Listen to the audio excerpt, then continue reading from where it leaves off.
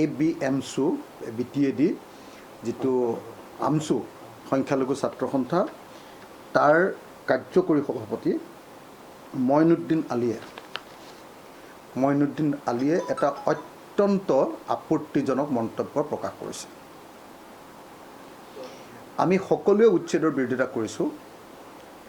সংখ্যালঘু ৰাইজৰ ওপৰত হিন্দুত্ববাদী ফেচিষ্ট বিজেপি চৰকাৰখনে কৰা যি নিকৃষ্ট আক্ৰমণ, এফালৰ পৰা ঘৰ ভাঙি দিয়াৰ যিটো কাৰবাৰ, সেই কাৰবাৰটো আমি সকলোৱে বিৰোধিতা কৰিছোঁ। অসমৰ সকলো গণতান্ত্ৰিক মানুহে ইয়াৰ বিৰোধিতা কৰিছে। কিন্তু সেইটোৰ সুযোগ লৈ ABMSUৰ কেন্দ্ৰীয় কাৰ্যকৰী সভাপতি মইনুদ্দিন আলীয়ে অসমৰ সংখ্যালঘু মুছলমান বাংলাভাষী মুছলমান মানুহবিলাকে এইবাৰ লোকপিয়লৰ সময়ত অসমীয়া ভাষা নহয় বাংলা ভাষাহে তেওঁলোকৰ মাতৃভাষা বুলি লিখিব বুলি যি ভাবুকি প্ৰদান কৰিছে, আৰু লগতে এনেদৰে তেওঁলোকে বাংলা ভাষা মাতৃভাষা বুলি লিখিলে অসমীয়া ভাষাটো সংখ্যালঘুত পৰিণত হ'ব বুলি যি ভাবুকি প্ৰদান কৰিছে, মই তাৰ তীব্ৰ বিৰোধিতা কৰিছোঁ।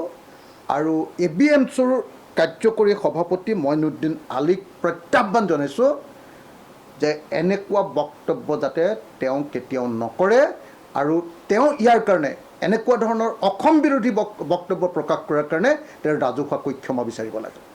তেওঁৰ সেই বক্তব্য উঠাই ল'ব লাগে। আৰু মই ABMSUক অনুৰোধ জনাইছোঁ, ইতিমধ্যে ABMSUৰ সভাপতি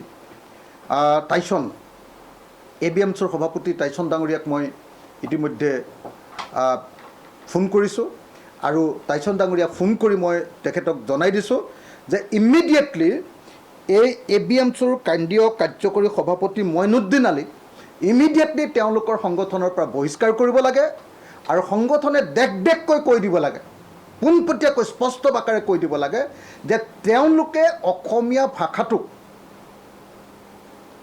এইবাৰ লোকপিয়লত অসমীয়া ভাষাটো ল'ব নে বাংলা ভাষা ল'ব।